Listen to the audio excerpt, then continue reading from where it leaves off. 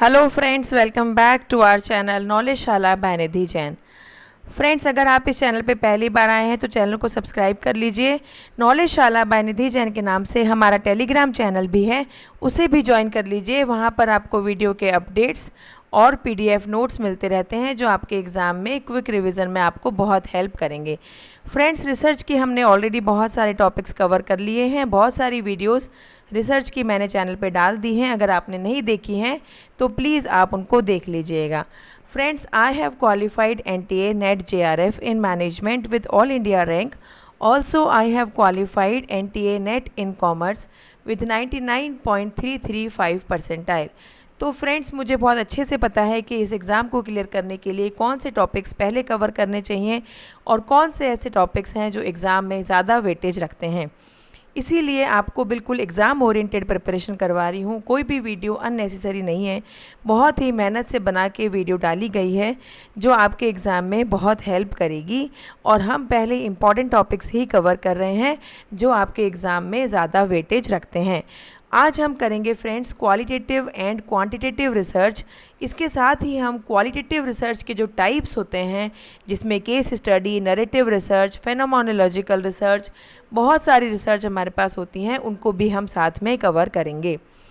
चलिए फ्रेंड्स, पहले भी हमने डिस्कस किया था, जब हमने रिसर्च के टाइप्स का ओवरव्यू किया था तब भी हमने डिस्कस किया था कि क्वालिटेटिव रिसर्च वो होती है जो क्वालिटी पे फोकस करती है, जिसका नंबर से कोई लेना देना नहीं होता। जबकि क्वांटिटेटिव रिसर्च वो रिसर्च होती है जिसका पूरा की पूरा फोकस क्वांटिटी पे रहता है, नंबर्स पर फोकस करने वाली रिसर्च होती है क्वांटिटेटिव रिसर्च। क्वालिटेटिव और quantitative. Quantitative deals with numbers and statistics, while qualitative deals with words and meanings. Primary focus of quantitative is on testing theories and hypotheses, while focus of qualitative is on exploring ideas and formulating theories. Quantitative में हमें ज़्यादा respondent चाहिए होते हैं क्योंकि सारा focus numbers पर होता है। क्वालिटेटिव में हम ऑब्जर्वेशन करते हैं, इसलिए हमें कम रिस्पोंडेंट से भी हमारा काम चल जाता है। क्वांटिटेटिव में क्लोज एंडेड क्वेश्चन होते हैं जिसमें यस और नो वाले क्वेश्चन होते हैं, वाइल ओपन एंडेड में हमारे पास क्वालिटेटिव में जो हम पूछते हैं वो ओपन एंडेड पूछते हैं, जिसमें जो रिस्पोंडेंट होता है अपनी चॉइस के अकॉर्डिंग पूरा वर्ड्स में आपको आंसर लिखकर देता है। डेटा कलेक्शन मेथड्स क्वांटिटेटिव में होते हैं survey, experiment and observations, while qualitative में होते हैं interviews, focus groups, case studies and literature review. ठीक है फ्रेंड्स, ये देखिए क्वांटिटेटिव एंड क्वालिटेटिव। क्वांटिटेटिव में स्ट्रक्चर्ड डेटा होता है जबकि क्वालिटेटिव में अनस्ट्रक्चर्ड होता है। क्वांटिटेटिव में हम स्टैटिस्टिकल एनालिसिस करते हैं, हाइपोथेसिस के टेस्टिंग पर ज़्यादा फोकस करते हैं। क्वालिटेटिव में समरी बनाते हैं और हाइपोथेसिस फ्रेम करते हैं। क्वांटिटेटिव जो होती है वो ऑब्जेक्टिव कंक्लूजन्स पर बेस होती है, क्योंकि यहाँ पे एक एग्जैक्ट कंक्लूज़न होता है, क्लियर कट कंक्लूज़न होता है, बायसनेस नहीं होती है। क्वालिटेटिव में सब्जेक्टिव कंक्लूज़न होता है, यहाँ पे रिसर्चर का बायसनेस कभी कभी देखने को मिल जाता है। क्वालिटेटिव में इंटरव्यूज़ और फोकस ग्रुप के थ्रू डेटा कलेक्ट किया जाता है, वाइल क्वांटिटेटिव में सर्वे और एक्सपेरिमेंट्स के थ्रू डेटा कलेक्ट किया जाता है। क्वालिटेटिव के कुछ टाइप्स हैं बच्चों हमारे पास। एथनोग्राफिक रिसर्च जो कि कल्चर की स्टडी होती है, ग्राउंडेड थ्योरी रिसर्च जिसमें हम स्क्रैच से स्टडी करते हैं, बेस से स्टडी करते हैं। एक्शन रिसर्च मैं आपको पहले भी करा चुकी हूँ। एक्शन रिसर्च तो क्वालिटेटिव का भी टाइप है और हम पहले भी कर चुके हैं, कर्ट लेविन ने दिया था। और एक्शन रिसर्च किस पे फोकस करती है? इमीडिएट एप्लीकेशन पे फोकस करती है। फिनोमेनोलॉजिकल रिसर्च वो होती है जो पर्टिकुलर एक फिनोमेनन पे फोकस करती है, उसकी स्टडी करती है। नरेटिव रिसर्च में हम स्टोरी टेलिंग टाइप की रिसर्च करते हैं, जिसमें हम एक ग्रुप लेते हैं और उसकी पूरी ऑब्जर्वेशन करते हैं, स्टडी करते हैं और उसको स्टोरी की फॉर्म में फ्रेम करते हैं। सबसे पहले आता है एथनोग्राफिक रिसर्च। बच्चों, ये types of qualitative research exam के पॉइंट ऑफ व्यू से बहुत ज़्यादा इम्पॉर्टेंट है। एक एमसीक्यू एग्ज़ाम में आपको 100% इससे देखने को मिलता है। बहुत एफर्ट से आपके लिए पीपीटी प्रिपेयर किया है, बहुत मेहनत से कंटेंट इजी वे में कंटेंट डाल रही हूँ, साथ ही पिक्चराइजेशन भी आपके लिए डाल रही हूँ जिससे आपको इजीली समझ में आ जाए। ये देखो बच्चों, ये क्या है, सारे लोग एक जैसे कल्चर के हैं। तो एथनोग्राफिक का मतलब आप ध्यान रखना, जब हम किसी पर्टिकुलर कल्चर की स्टडी करते हैं, गोल क्या होता है इसका, गो नेटिव, आप अपनी जगह से जुड़े रहते हो, इन डेप्थ अंडरस्टैंडिंग करते हो किसकी, कल्चर की। एथनोग्राफिक में culture is the key word, culture आपको याद रखना है। जहाँ पे भी एथनोग्राफिक आए, एथनोग्राफी आए, उसका मतलब कल्चर होता है, उसका संबंध कल्चर से ही होता है। एथनोग्राफिक रिसर्च का जो फोकस होता है वो कल्चर पर, लोगों की वैल्यूज़ पर होता है।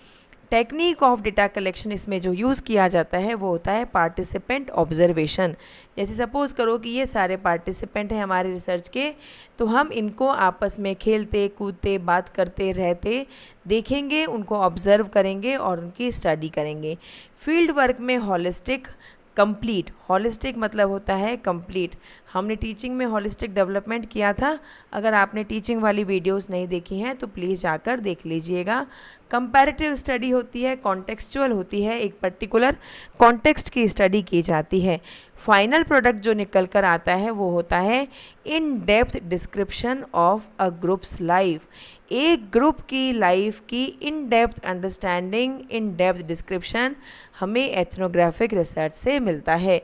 कंक्लूज़न क्या निकला, कल्चर की स्टडी होती है, एथनोग्राफी में एक पर्टिकुलर कल्चर की स्टडी की जाती है, वैल्यूज़ की स्टडी की जाती है, ऑब्जर्वेशन के थ्रू करते हैं, हॉलिस्टिक स्टडी करते हैं, कंपैरेटिव स्टडी करते हैं।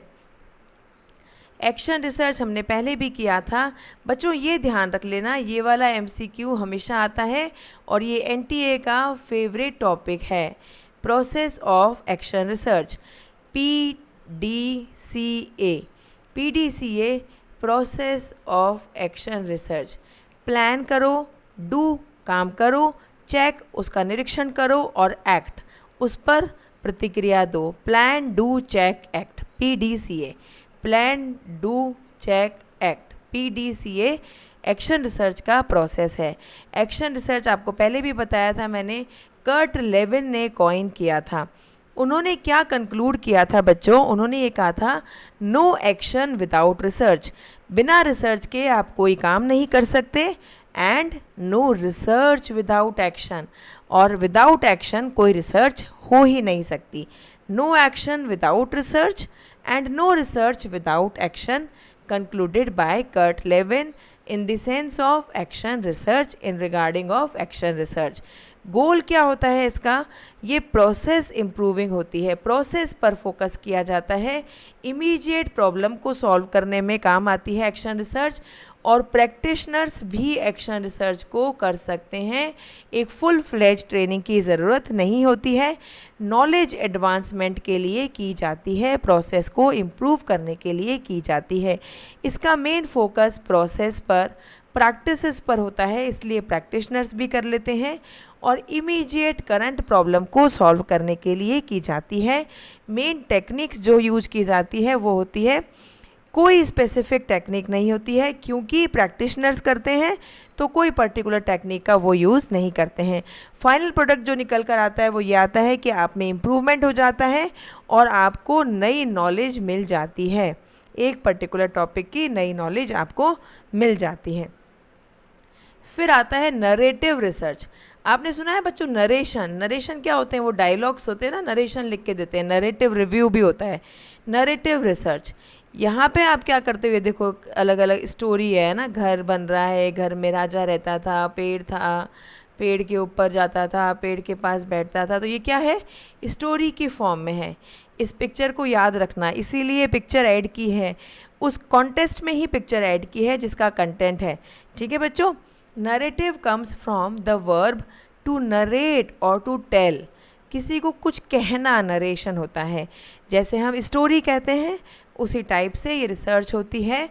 इसमें researchers describe the lives of the individual, किसी इंडिविजुअल की लाइफ, उसकी ज़िंदगी को डिस्क्राइब करता है, कलेक्ट करता है, tell stories about people life and write narratives of individual experiences. जैसे सपोज़ करो कि अब्दुल कलाम के बारे में हम लिखें, उनके बारे में हम उनकी स्टोरीज़ बताएं, उन्होंने कैसे स्ट्रगल किया, कैसे वो बड़े हुए, कैसे वो साइंटिस्ट बने, तो स्टोरी के फॉर्म में किसी के एक्सपीरियंसेस को, किसी की लाइफ को डिस्कस करना, बताना नरेटिव रिसर्च में आता है। It focuses on studying a single person, एक पर्टिकुलर पर्सन की स्टडी की जा सकती है। Gathering data through the collection of stories, stories के कलेक्शन से हम डेटा गैदर करते हैं, रिपोर्ट करते हैं इंडिविजुअल के एक्सपीरियंसेस को and discussing the meaning of those experiences for the individual, बाद में डिस्कस करते हैं कि इन एक्सपीरियंसेस का मीनिंग क्या है। जैसे अगर अब्दुल कलाम की स्टोरी बताते हुए मैं ये बताऊं कि वो बहुत हार्ड वर्कर थे, बहुत पैशनेट थे और बहुत अच्छे साइंटिस्ट थे, तो उसका मतलब ये है कि आपको भी उनकी तरह हार्ड वर्क करना है और अपना एग्ज़ाम क्लियर करना है। फिर आते हैं grounded theory research.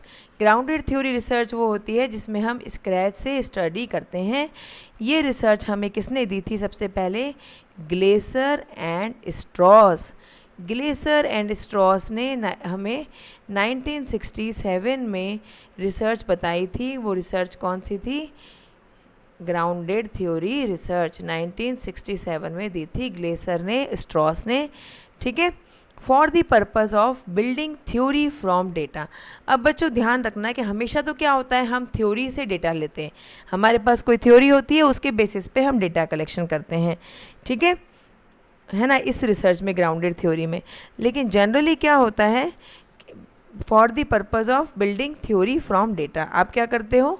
Theory build करते हो डेटा से। नॉर्मल केस में हम क्या करते हैं? थ्योरी से डेटा निकालते हैं। ठीक है, लेकिन यहाँ पर क्या करते हैं? डेटा कलेक्ट करते हो फिर आप थ्योरी बनाते हो।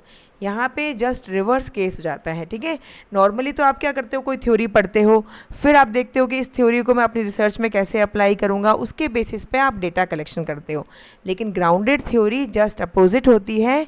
यहाँ पे आप एकदम नए सिरे से स्टार्ट करते हो, स्क्रैच से स्टार्ट करते हो, जैसे हमने बजटिंग में किया था, ज़ीरो बेस बजटिंग जो स्क्रैच से स्टार्ट करता है। तो यहाँ पे भी क्या करते हैं? हम पहले डेटा कलेक्ट करते हैं, हम पहले चीज़ों को करके देखते हैं और अपने एक्सपीरियंस के बेस पे बाद में थ्योरी डेवलप करते हैं। अप्रोच टू इंक्वायरी, इंक्वायरी की अप्रोच है, आप पहले करके देखते हो, नई चीज़ें करते हो। Primary purpose of generating theories, theory को जनरेट करते हैं, that explain the interactions and setting of interest. ठीक है, आप डेटा कलेक्ट करते हो, प्रैक्टिकल रिसर्च करके देखते हो, फिर थ्योरी डेवलप करते हो। Focuses on building explanations of social phenomenon by working backward from data to theory. ठीक है, उल्टा चलते हैं, हम डेटा से थ्योरी पे जाते हैं। जनरली हर रिसर्च में तो हम क्या करते हैं? थ्योरी से डेटा निकालते हैं, लेकिन यहाँ पे डेटा से थ्योरी निकालते हैं। Grounded theory is the study of the concept, basically एक कॉन्सेप्ट की स्टडी है। प्रोसेस क्या होता है, स्टेप्स क्या हैं, ये ध्यान रखना। सबसे पहले डेटा कलेक्ट करोगे, फिर उसको एनालाइज करोगे, रिवाइज करोगे और बाद में थ्योरी बनाओगे। इसका प्रोसेस पूछा जा सकता है एग्ज़ाम में, क्योंकि जस्ट अपोजिट है नॉर्मल रिसर्च से। डेटा कलेक्शन करोगे, फिर analyse, revise and then we define the theoretical concept of the data. Last research आती है क्वालिटेटिव रिसर्च का टाइप, फिनोमेनोलॉजिकल रिसर्च। फिनोमेनन होता है एक पर्टिकुलर कॉन्सेप्ट, एक पर्टिकुलर चीज़। ठीक है, फिनोमेनन किसी एक पर्टिकुलर चीज़ की स्टडी करना। अब इसमें हम क्या करते हैं? बहुत सारे लोगों में कुछ चीज़ें ऐसी होती हैं जो कॉमन तो होती हैं। जैसे सपोज़ करो कि हम 4 लोग हैं क्लास में, तो हम चारों लोग में से कभी भी कोई भी बीमार पड़ सकता है। मतलब सिकनेस एक कॉमन फिनोमेनन है, पर हर इंसान को अलग तरीके से इफ़ेक्ट करेगा। ठीक है, तो फिनोमेनोलॉजिकल रिसर्च में हम क्या करते हैं? एक पर्टिकुलर फिनोमेनन की स्टडी करते हैं अलग अलग इंडिविजुअल्स पर। ठीक है, जैसे आपने सिकनेस की स्टडी की, तो मुझे सिकनेस ने कैसे इफ़ेक्ट किया, मेरे साथ वाले कलीग को कैसे किया, मेरे क्लासमेट्स को कैसे किया, मेरे स्टूडेंट्स को कैसे किया, तो इसको बोलते हैं फिनोमेनोलॉजिकल रिसर्च। इससे इजी लैंग्वेज में शायद आपको कोई नहीं समझा पाएगा। It focuses on the descriptions of the common meaning. ठीक है, सिकनेस का कॉमन मतलब क्या है? बीमार होना।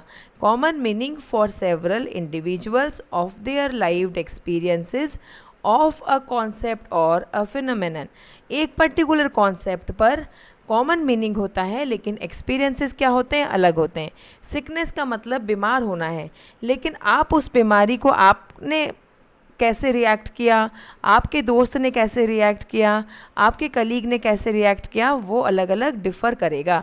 जैसे कोविड हुआ था तो कोविड में कुछ लोग अपने घर पर ही होम क्वारंटाइन होकर ठीक हो गए थे, जबकि कुछ लोग आईसीयू में जाकर ठीक हुए थे, जैसे कि मैं, है ना। मैं 20 दिन आईसीयू में रही थी, ऑक्सीजन लेवल पर, ऑक्सीजन सिलेंडर पर रही थी, कंटिन्यू मास्क लगा के, ऑक्सीजन मास्क लगा के, तब जाके 20 डेज़ बाद मैं डिस्चार्ज हुई थी आईसीयू से।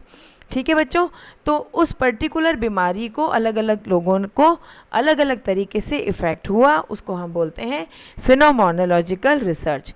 What all participants have in common. Phenomenon could be anger, sickness, etcetera. Emphasis on the phenomenon like professional growth. Emphasis तो होता है फिनोमेनन पे, जैसे एम्फेसिस उस टाइम किस पे था, कोविड पर था, हमारा सारा फोकस कोविड पर था, लेकिन कोविड को हम स्टडी ऐसे कर रहे थे कि भाई ये बंदा तो घर पे ही ठीक हो गया, ये बंदा हॉस्पिटल में 3 दिन के लिए गया, और ये बंदा हॉस्पिटल में 20 से 25 दिन आईसीयू में रह के आया। तो ये अलग अलग इफेक्ट था उस पर्टिकुलर कॉन्सेप्ट का, पर्टिकुलर फिनोमेनन का। ठीक है, इससे अच्छा एग्जाम्पल तो कोई नहीं हो सकता था जो आपको समझ में आ जाता। हेट्रोजीनस ग्रुप ऑफ इंडिविजुअल होता है। हेट्रोजीनस मतलब जो डिफ़र करता है। होमोजीनस होता है जो सेम होता है, हेट्रोजीनस होता है जो डिफ़र करता है। डिफरेंट डिफरेंट इंडिविजुअल्स का ग्रुप पर हम स्टडी करते हैं पर्टिकुलर कॉन्सेप्ट को, पर्टिकुलर फिनोमेनन को, और वो ग्रुप 3 से 5 पार्टिसिपेंट्स का हो सकता है। तो ये था फ्रेंड्स क्वालिटेटिव क्वांटिटेटिव का डिफरेंस और टाइप्स ऑफ क्वालिटेटिव रिसर्च, जो कि आपके एग्ज़ाम के पॉइंट ऑफ व्यू से बहुत ज़्यादा इंपॉर्टेंट हैं। तो प्लीज़ सब्सक्राइब कीजिए YouTube channel Knowledgeshala by Nidhi Jain. आप ही का चैनल है, आपकी तैयारी के लिए बनाया गया है। इसी नाम से हमारा टेलीग्राम चैनल भी है, जहाँ पे आपको वीडियो के अपडेट्स और पीडीएफ नोट्स मिलते रहते हैं, तो उसको ज्वाइन कर लीजिए। वो नोट्स आपके क्विक रिवीजन में एग्ज़ाम से पहले बहुत हेल्पफुल रहेंगे। Okay friends, bye bye. पढ़ते रहिए, पैनिक मत होइए, क्योंकि एक एक वीडियो करके हम 53-54 वीडियोस पे पहुंच चुके हैं। ऐसे ही एक दिन हम 1000 वीडियो तक भी पहुंच जाएंगे अगर आपका सपोर्ट रहा। आप सभी लोग अपने सारे दोस्तों के साथ, जूनियर, सीनियर, कलीग्स, फ्रेंड्स, सबके साथ शेयर कर दीजिए, क्योंकि पढ़ाई तो शेयर करने से ज़्यादा बढ़ती है। Good deeds will come to you in good way. Bye bye, take care friends, अपना ध्यान रखिए, पढ़ते रहिए।